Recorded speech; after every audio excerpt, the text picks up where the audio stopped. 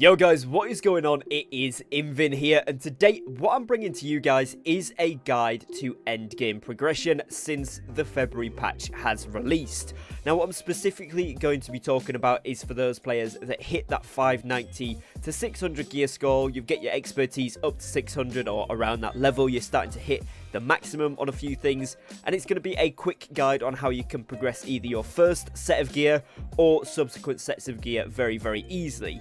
Now, the reason this is specifically after the February patch is because we've seen massive updates to the rewards from Outpost Rush, which make this a whole lot easier, and it means you can test out sets, get them a little bit up in their viability and their greatness, if you will, and then sort of see if you like it without investing all too much time into the mutations and really getting thousands of shards into a piece of gear. Now, what I'm going to do is I'm going to explain how you can quickly get your gear up initially, either to 600 or just past 600 to around the 615 mark through using Outpost Rush, and I'm going to go into a bit of detail on that, and then I'm going to go into detail on the best ways you can go from that point onwards if you do want to continue progressing that set up to 620 and then subsequently 625, which is probably the longest bit. It's longer than the rest. I think going from 622 to 625 is actually longer than the rest of them combined, so it's a big graph towards the end, so you can see whether it's worth putting in the time for you.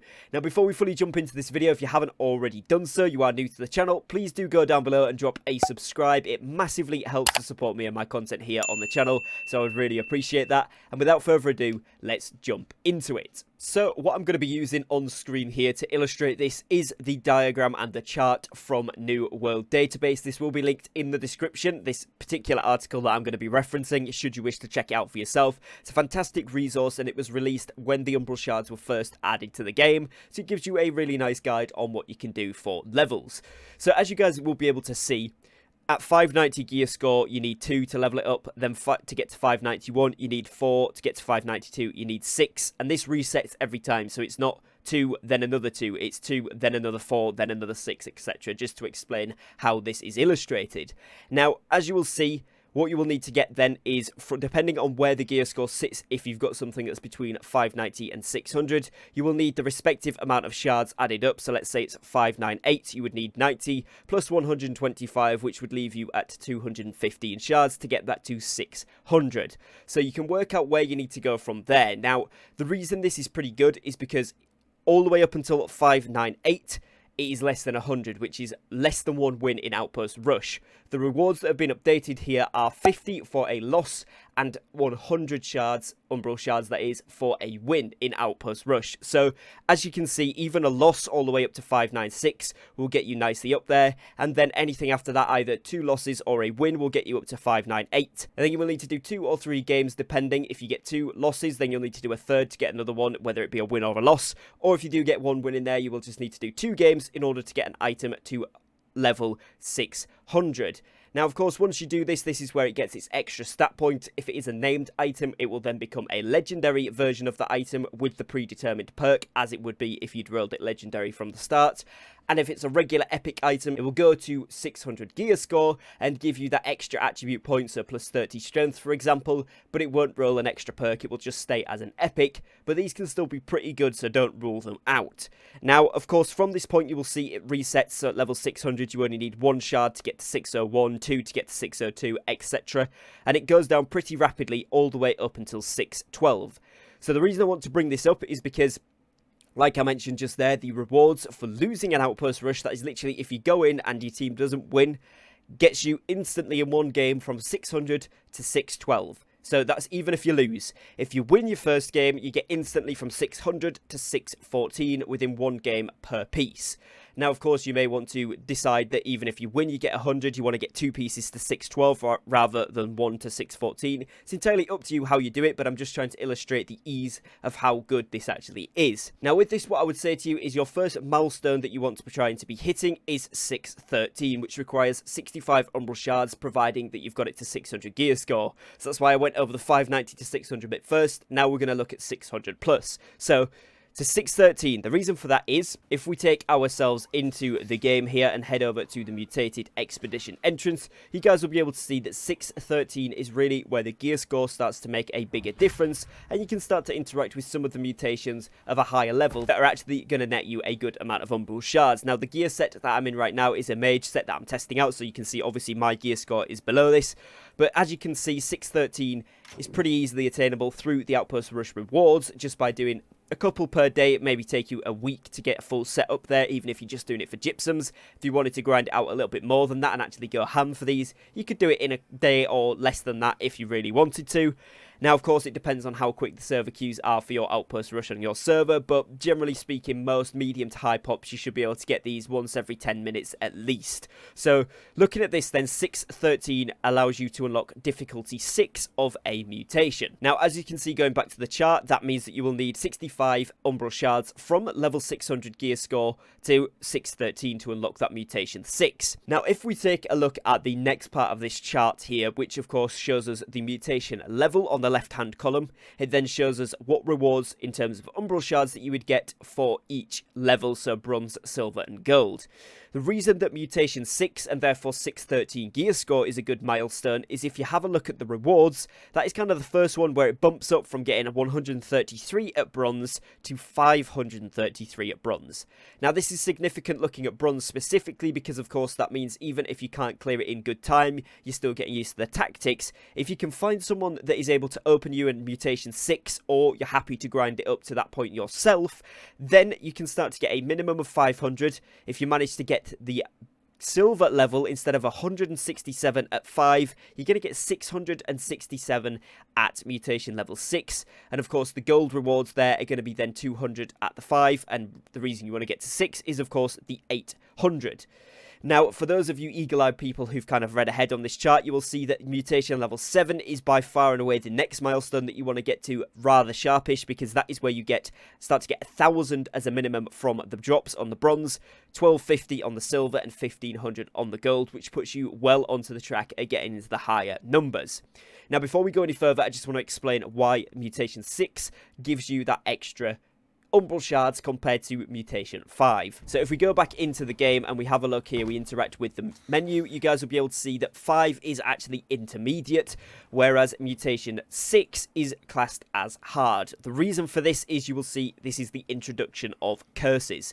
Now, for example, this week on my server, the mutation is void, and you will see block by the camera here it says censored 1 as the curse. Now you can see that in the pop out, and it says that the blowback void using abilities depletes a global affliction.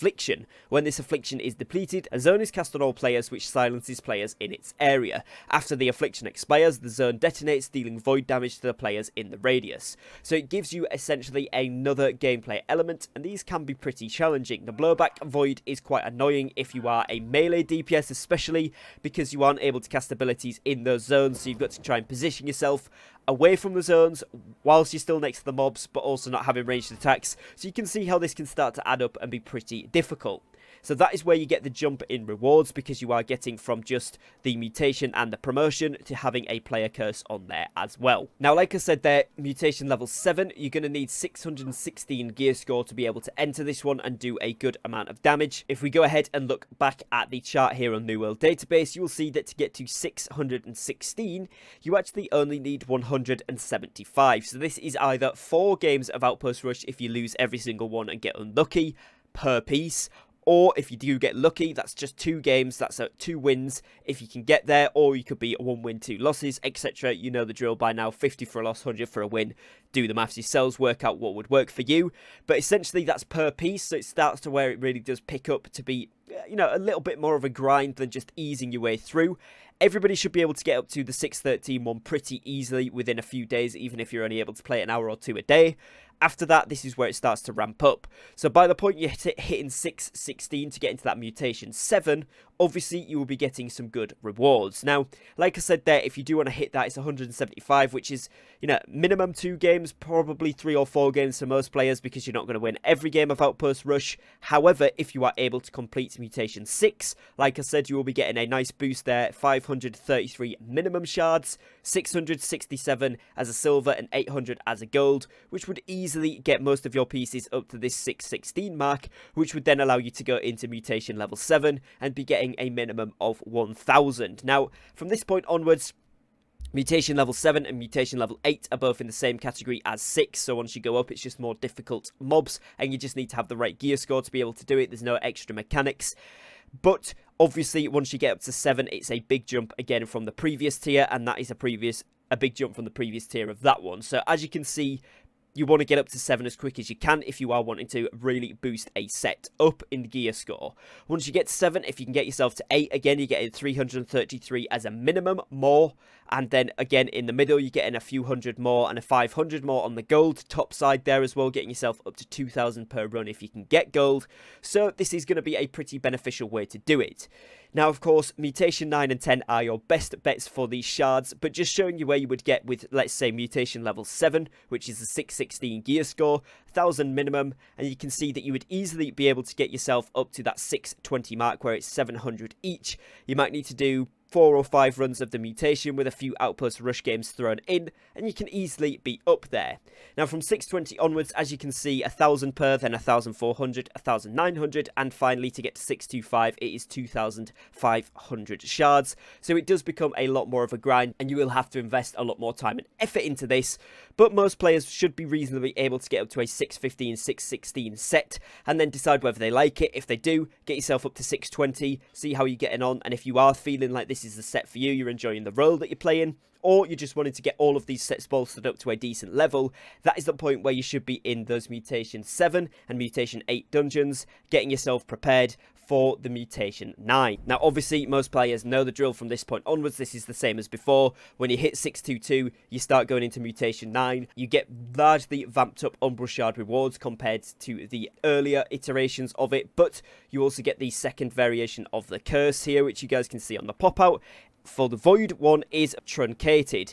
When silence zones are active, all players lose natural mana regeneration. Standing in the silence zone grants a large amount of mana regeneration. So essentially, if you want to regenerate mana whilst this curse is going on, you've got to stand in the silence zone, which of course means you can't cast abilities. If you do want to cast abilities, you've got to get outside of it, but you don't get your mana regen. So you can see how it alters the gameplay a lot, and obviously it makes these much more difficult, as well as, of course, the gear score requirement being a lot further up. And then, of course, 10 being the best one, the hardest one. 625 is required to do it, but you do get a lot of drops from this, a lot of Umbral Shards, so you can then, if you get one set all the way up to 625, you're going to be easily able to get subsequent sets up with the rewards that you do get from it, so that should be a nice little segue. But if you are wanting to just basically not have to do a Mutation 10, because these can be pretty difficult, you need a good group for it, then of course you can just do the Outpost Rush, get yourself up to 615, 616, see how the set performs, and go from that point. So that is the point of today's video. I just wanted to illustrate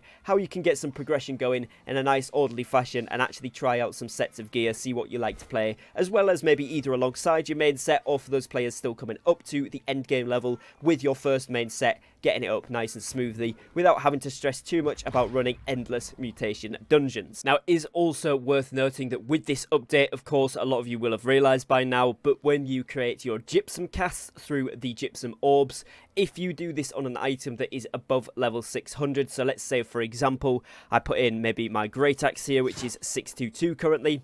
If I open a gypsum cast for that, I'm going to get a large number of Umbral Shards from there as well, which would allow me to either catch up some armor that maybe I haven't got as far up, my other weapon if I need to, or indeed, like you can see here, this Fire Staff, I could start to progress this up towards the 615, 620 region, should I wish to do so as well. So it does give you a nice split of things you can do there. On top of this, you do get increased rewards for crafting 600 gear score items. This isn't massive, but again, it should allow you to get stuff up to easily 612s to 614 with one craft of something of 600 gear score, which is not a bad thing. And again, if you're starting to build up a secondary set, even if you're not 625 on your main set, then you can start to trickle your way up the gear score ranks with some of these features, or indeed just keep stockpiling to get your main set all the way leveled up. It's entirely up to you what you want to do, but hopefully this video has helped to give you guys a few ideas on how you can do this a little bit more easily, especially if you're coming up to the end game for the first time, or if you're someone that's been at end game for a while but you don't want to run mutations, or when you're trying to do this a little bit more solo.